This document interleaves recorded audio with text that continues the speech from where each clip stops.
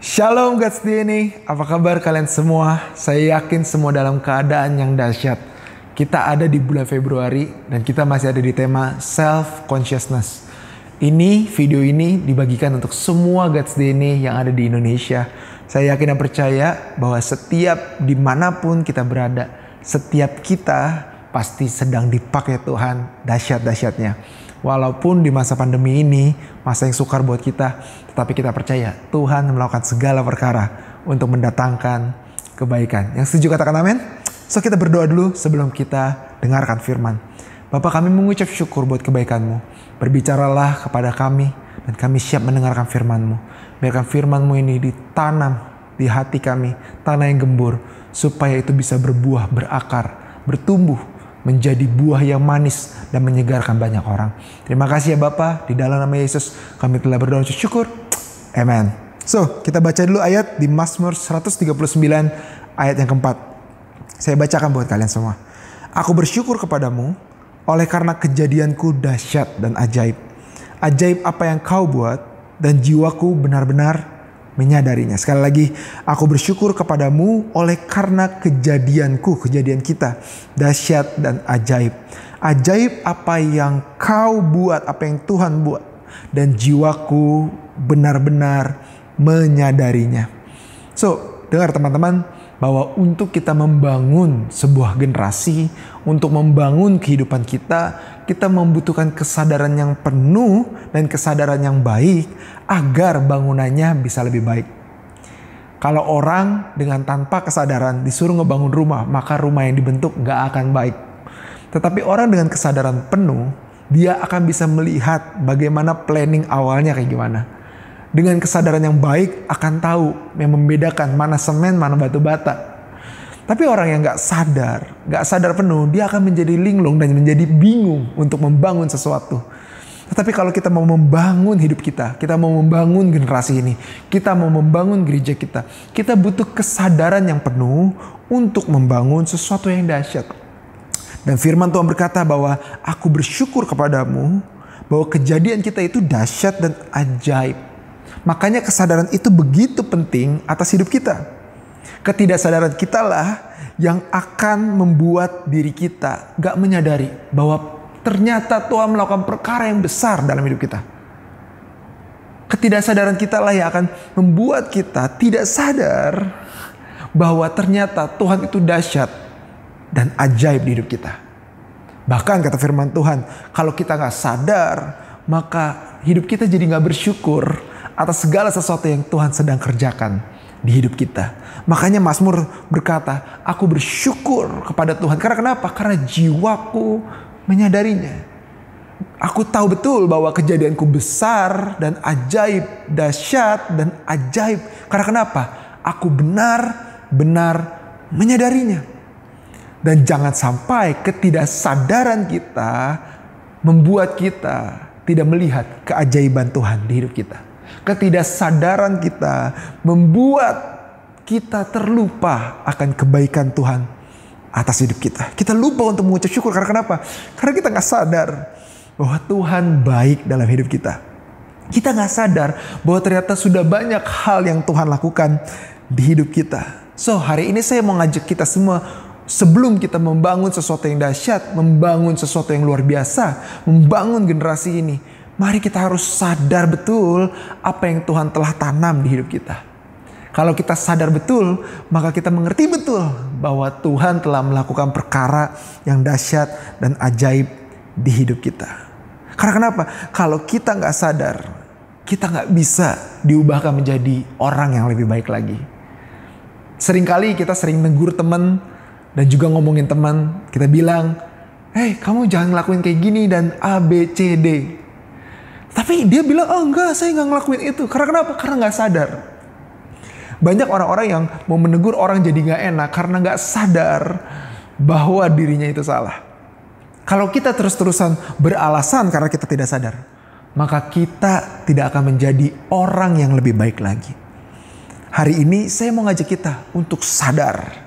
Kita sadar bahwa hidup kita itu masih banyak mistakes. Hidup kita masih banyak kekurangan. Kita sadar bahwa kita harus bertobat. Karena kenapa? Firman Tuhan dalam Mazmur 51 ayat 4-5 berkata seperti ini. Bersihkanlah aku seluruhnya dari kesalahanku. Tahirkanlah aku dari dosaku. Sebab aku sendiri sadar akan pelanggaranku. Aku senantiasa bergumul dengan dosaku. Orang yang sadar, dia akan mengerti betul bahwa hidupnya tidak sempurna. Orang yang sadar akan mengerti betul bahwa hidupnya tidak bisa sendirian. Dia butuh Tuhan, dia butuh orang lain untuk mengubahkan dirinya agar dia menjadi orang yang lebih baik lagi. Karena kenapa? Kalau orang gak sadar, maka dia gak akan pedulikan omongan orang lain maupun omongan Tuhan dalam hidupnya. Karena kenapa? Dia gak sadar bahwa hidupnya itu salah. Dia gak sadar bahwa perbuatannya salah. Dia gak sadar bahwa apa yang dia lakukan salah. Tetapi orang yang sadar, dia akan membiarkan orang lain menegur hidupnya, memperbaiki hidupnya, supaya dia menjadi orang yang lebih baik lagi. Untuk kita membangun hidup kita menjadi orang yang lebih baik lagi, kita butuh sadar bahwa kita butuh orang lain. Kita betul-betul sadar bahwa kita itu selama ini melakukan kesalahan. Kita tidak sempurna. Tetapi karena kita sadar, kita tahu bahwa kita gak sempurna. Kita butuh dibersihkan. Kita butuh untuk ditegur. Kita butuh untuk diampuni. Banyak orang Kristen yang datang ke gereja, ikut ibadah online maupun offline atau onsite. Mereka datang dengan ketidaksadaran.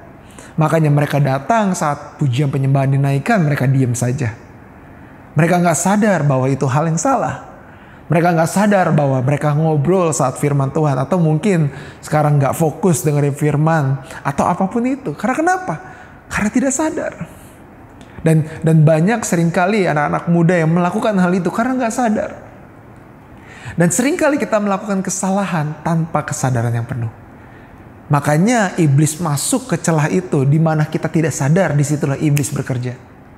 Tetapi kalau kita sadar sepenuhnya, kita awake, kita sadar, kita conscious, kita benar-benar memiliki kesadaran yang penuh, maka iblis gak punya ruang untuk masuk ke dalam kehidupan kita. Karena kenapa? Kita udah keburu halau dengan firman Tuhan. Hari ini saya mau ajak ke semua teman-teman semua, anak-anak muda God's DNA, maupun Lipo Cikarang, maupun seluruh kota. Hari ini saya mau ajak kalian semua untuk sama-sama sadar. Kenapa? Karena saat kita sadar, kita bisa mengucap syukur kepada Tuhan bahwa perbuatan Dia dahsyat dan ajaib. Kita sadar bahwa ternyata ada rencana Tuhan yang besar atas hidup kita. Kita benar-benar sadar bahwa kita tidak bisa hidup sendirian.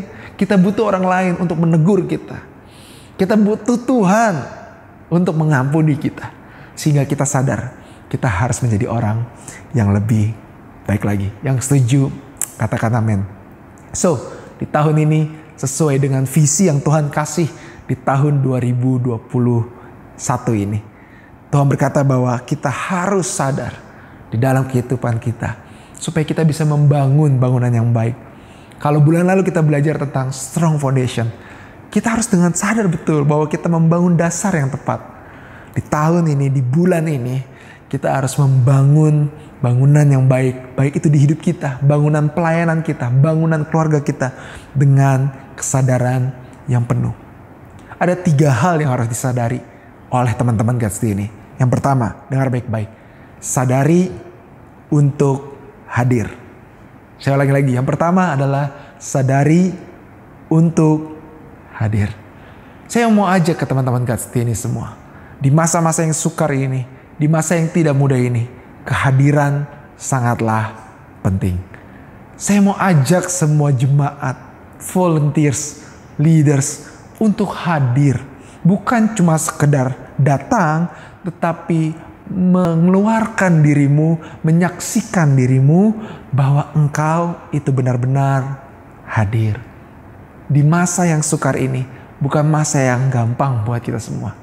Tetapi kehadiran kita akan mempermudah kehidupan orang lain. Because in crisis, your absence is louder than your presence. Saya ulangi lagi. In crisis, your absence is louder than your presence.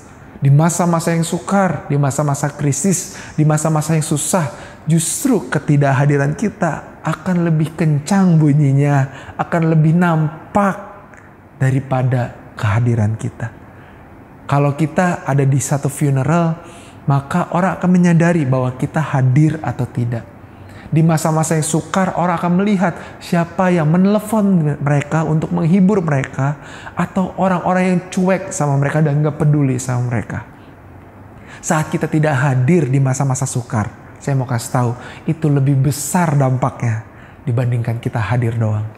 Bukan berarti tandanya kehadiran kita tidak penting, tetapi justru saat kita tidak hadir, itu akan berdampak lebih besar dan lebih dahsyat untuk generasi ini. So saya mau ajak kalian semua para leaders, hadirlah di hidup mereka. Mungkin kamu gak bisa datang ke rumah mereka satu persatu. Mungkin kamu gak bisa datang karena di masa pandemi ini gak bisa kumpul. Tapi hadirlah di hidup mereka dimanapun mereka berada. Dengan sengaja, chat mereka, telepon mereka, tanya kabar mereka. Kalau mereka ada kesulitan, tanya apa yang bisa kamu bantu. Karena kenapa? Karena kita sadar bahwa kita harus hadir. Saya mau kasih tahu ke teman-teman semua bahwa kalau di wedding, di masa-masa yang happy, mungkin kita bisa ingat siapa aja orang yang datang. Dan kita mungkin agak melupakan siapa aja yang gak datang karena kita terlalu happy. Tetapi di crisis, di masa yang sukar, orang yang tidak datang akan lebih diingat. Orang yang tidak menghibur akan lebih diingat. Karena kenapa? Karena in crisis, your absence is louder than your presence. Kita harus sadar bahwa banyak orang mengharapkan kita senantiasa untuk hadir dalam kehidupannya. Di masa krisis ini, semakin banyak orang yang tidak mau membuat sulit kehidupan orang lain. Tetapi tidak salahnya untuk kita merelakan hidup kita untuk sulit untuk kehidupan orang lain.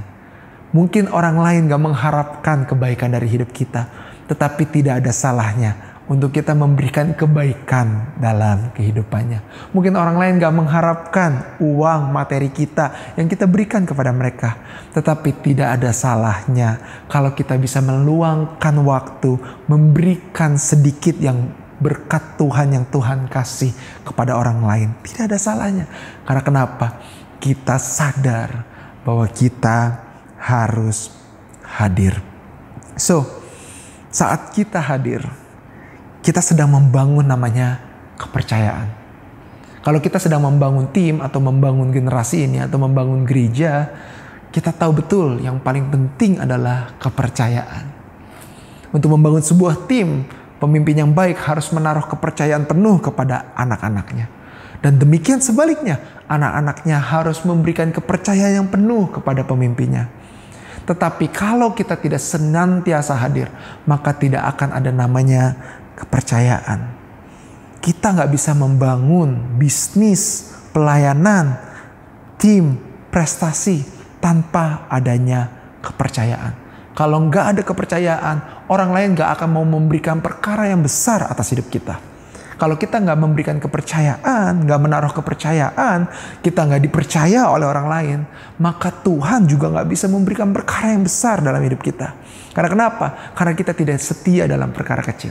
Tetapi firman Tuhan berkata, kalau kita senantiasa hadir, kita sadar betul kalau kita harus hadir, itu perkara kecil, maka Tuhan akan memberikan perkara yang besar untuk hidup kita.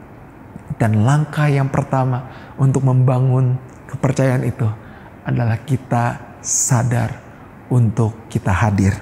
Because consistency plus time equals trust. Konsistensi dan waktu kalau digabungkan akan menghasilkan kepercayaan. Kalau ada salah satu pemimpin yang saat di grup dia ngomong, ayo dong guys, kita excited, kita semangat. Tetapi kalau itu tidak dia lakukan dimanapun dia berada. Mungkin saat kamu memimpin, kamu melakukan itu. Tetapi saat kamu dipimpin, kamu tidak melakukan itu. Maka anak-anak di bawah kamu tidak bisa melihat adanya konsistensi dalam kehidupanmu. Engkau harus hadir lebih besar. Saya kemarin berbicara sama teman saya. Saya bilang suatu hal yang sangat mengganjal di hidup saya saat saya melihat saat ada pertemuan Zoom, terus hanya satu orang yang nyalain video Dan dia ngomong sendiri sedangkan orang lain tidak meresponinya. Saya pernah melihat ada satu video, satu dosen marah-marah di Zoom karena semuanya off videonya. Dan semua mahasiswanya dimarahin dan bilang, anak TK aja mengerti kalau harus nyalain video dan sebagainya macam. Karena kenapa? Karena ketidakhadiranmu itu sangat berdampak di hidup setiap orang. Sama seperti kehidupan kita. Saat kita tidak hadir, maka orang lain juga akan berdampak hidupnya. Karena kenapa? Kita butuh senantiasa untuk hadir. Agar orang lain dapat percaya atas hidup kita. Kalau engkau mau bangun tim kamu yang kuat, kalau engkau mau bangun kehidupanmu yang kuat, kalau engkau mau bangun keluargamu yang kuat, mungkin hari ini keluargamu sedang digoncang oleh dunia, tetapi saat engkau senantiasa hadir untuk keluargamu, percayalah bahwa ada mukjizat dan kesembuhan untuk keluarga kita. Katakan amin. So, kepercayaan akan membawa kita kepada berkat dan juga sesuatu hal yang besar, perkara yang besar yang Tuhan akan kasih ke hidup kita. Yang setuju, katakan amin. Yang pertama, kita sadar untuk hadir. Yang kedua, catat baik-baik, kita sadar untuk memiliki respon. Karena kenapa? Kalau hadir doang tanpa respon akan menjadi omong kosong. Kalau datang doang tapi tidak ngapa-ngapain, tidak memiliki respon, tidak ada jawaban, tidak ada interaksi, maka sama aja bohong. Kalau kita sedang bangun sebuah hubungan pacaran, kalau cuma datang doang terus diem-dieman, akan jadi omong kosong. Kalau kita sedang mau bangun hubungan sama papa mama kita, dan kita cuma tinggal satu rumah tanpa dengan sengaja bangun hubungan, tanpa memiliki respon, maka sama saja omong kosong. Sama dalam kehidupan kekristenan kita. Kalau kita sudah senantiasa untuk hadir, kita sudah sadar untuk hadir, maka ada hal yang lebih penting lagi, yaitu kita sadar untuk kita memiliki respon. Because your response is a signal that you are alive. Kalau respon kamu itu begitu penting, kenapa? Karena respon kamu itu menjadi sinyal bahwa ternyata kamu masih hidup. Jangan sampai kita gak bisa meresponi firman Tuhan. Kita gak meresponi baik-baik perintahnya Tuhan. Itu yang membuat kita, kerohanian kita, mati dan tidak hidup. Respon dibutuhkan untuk menyatakan sebuah kehadiran. Lucu banget kalau misalkan udah datang terus diem-dieman. Dan satu orang cuma ngomong, ya gini gimana.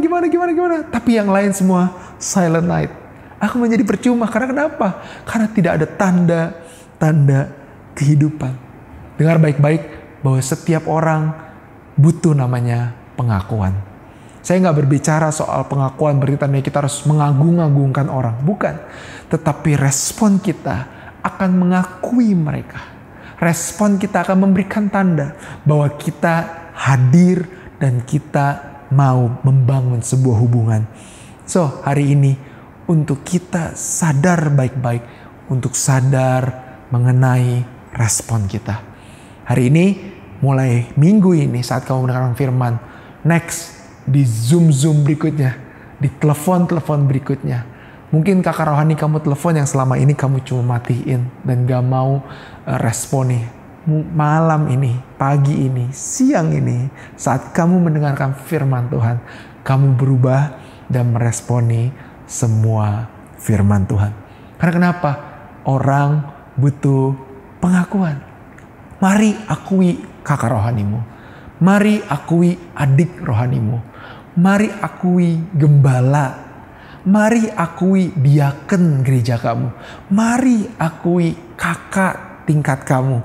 Mari akui guru kamu. Mari akui orang tuamu. Karena kenapa? Setiap orang butuh pengakuan. Dan saat kita hadir dan merespon, kita memberikan respon yang baik. Karena kenapa? Respon kita is really matter. Sangat sangat diperhitungkan dan sangat penting. Banyak orang yang memutuskan untuk berhenti pelayanan karena tidak diresponi dengan baik. Banyak orang yang berhenti membagikan firman di sosial medianya karena berhadapan dengan respon yang tidak baik atau bahkan tidak direspon.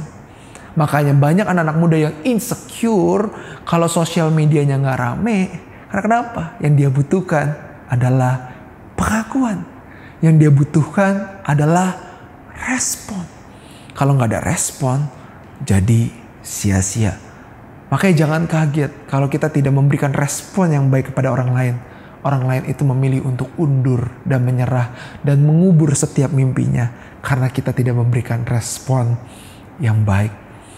Tetapi saat kita sadar betul, kita harus memberikan respon yang baik. Kita pelayanan memberikan respon yang baik. Kita meeting, kita memberikan respon yang baik. Kita di dalam keluarga, papa mama kita ngomelin kita atau ngasih tahu kita memberikan respon yang baik. Sadarilah bahwa mereka juga ikut memberikan respon yang baik untuk hidup kita. Karena kenapa? Your response is really matters. Respon kita akan mempengaruhi kehidupan orang lain. Hari ini miliki respon yang baik ke setiap grup yang ada, ke setiap pertemuan yang ada, ke setiap Zoom yang ada. Karena kenapa? Responmu itu penting. Dan yang ketiga, yang terakhir, sadari untuk mau bertumbuh. Ini yang paling penting dalam kehidupan kekristenan kita. Bahwa tujuan kita adalah untuk bertumbuh dalam Tuhan. Tujuan kita adalah untuk bertumbuh menjadi serupa dengan Kristus. Karena bertambahnya usia tidak menjadikan kita bertumbuh menjadi dewasa. Saat usia kita bertambah, tidak menentukan bahwa kerohanian kita semakin naik. Tidak menentukan. Karena kenapa? Pertumbuhan harus kita sengaja. Justru saat kita usianya semakin tua, justru saat kita semakin gede, kita semakin mencari namanya kenyamanan dan tidak ingin bertumbuh. Sedangkan kalau kita bertumbuh, kita harus di tempat yang tidak nyaman. So, dengar baik-baik. To be mature, you need to seek discomfort. Untuk menjadi dewasa, untuk mau bertumbuh, kita harus mencari ketidaknyamanan. Orang tua saya, selanjutnya usianya mereka, itu kalau liburan pasti selalu di tempat yang sama, di hotel yang sama, di tempat main yang sama, di makanan yang sama. Karena kenapa? Mereka sudah nyaman di tempat itu. Tetapi itulah kita, itulah manusia. Saat kita semakin dewasa, semakin gede umur kita mencari kenyamanan. Semakin lama kita pelayanan, kita akan mencari kenyamanan, bukan? Coba kita lihat. Dulu saat kita baru mulai pelayanan, wah, kita cari benar-benar ketidaknyamanan. Kita masuk ke sekolah-sekolah, kita masuk ke kampus-kampus. Kita pelayanan jor-joran, kita berani bayar harga. Tetapi semakin lama kita pelayanan, kita akan berpikir, apa untungnya untuk hidup saya? Apa yang membuat saya bisa nyaman di tempat ini? Padahal yang kita cari bukanlah kenyamanan. Bukanlah enak atau tidak enaknya makanan yang diberikan oleh gereja di tempat kita pelayanan. Tetapi yang kita cari adalah pertumbuhan. Dan untuk bertumbuh, kita harus keluar dari tempat nyaman kita. Menjadi dewasa rohani membutuhkan effort yang lebih. Karena semakin usia kita bertambah, kita akan mencari kenyamanan. Tetapi saat kita mau bertumbuh menjadi dewasa rohani, mari hari ini kita cari ketidaknyamanan. Saat kita tahu keadaan semakin tidak nyaman, disitulah kita tetap menjadi dewasa rohani dan bertumbuh serupa dengan Kristus. Di masa yang sukar ini, saya tahu betul bahwa kita semakin sering untuk menghemat semua yang kita punya. Tenaga, uang, kuota, waktu, atau apapun itu. Tetapi maukah kita untuk menjadi semakin dewasa rohani? Bertumbuh menjadi serupa dengan Kristus. Kata firman Tuhan di Matius 5 ayat 38 sampai 42 berkata seperti ini. Telah mendengar firman Tuhan, mata ganti mata, gigi ganti gigi. Tetapi aku berkata kepadamu, kata Tuhan, janganlah kamu melawan orang yang berbuat jahat kepadamu, melainkan siapapun yang menampar pipi kananmu, berilah kepadanya pipi kirimu. Dan kepada orang yang hendak mengadukan engkau karena mengingini bajumu, dengar baik-baik, serahkanlah jubahmu. Dan siapapun yang memaksa engkau untuk berjalan sejauh 1 mil, kata firman Tuhan, berilah kepadanya, jangan menolak kepadanya, berikan 2 mil. Dan jangan pernah menolak apa yang dia pinjam. Itulah firman Tuhan berkata, cari ketidaknyamanan. Kita harus berjalan extra miles, melebihi batas kita, melebihi apa yang kita punya. Karena kenapa? Karena saat kita bertumbuh, kita akan menjadi berkat buat orang lain. Bukan mencari berkat saja, tetapi menjadi berkat bagi banyak orang. So God's ini, hari ini saya mau ajak kalian semua untuk sadar betul, untuk kita do the extra miles. Hari ini dengar baik-baik, semua terdampak. Siapapun kita, baik orang kaya maupun orang miskin, orang yang berpendidikan maupun tidak berpendidikan, semua terdampak, termasuk gereja Tuhan. Hari ini, give your extra miles untuk pelayananmu. Give your extra miles untuk adik-adik rohanimu. Give your extra miles untuk cell groupmu. Hari ini saya berdoa, biarkan kita sadar untuk hadir, kita sadar untuk hidup kita benar-benar bisa Tuhan pakai untuk meresponi firman-Nya, meresponi setiap panggilannya, dan juga memberikan yang terbaik, bahkan lebih dari yang terbaik, agar kita bertumbuh menjadi serupa dengan Kristus.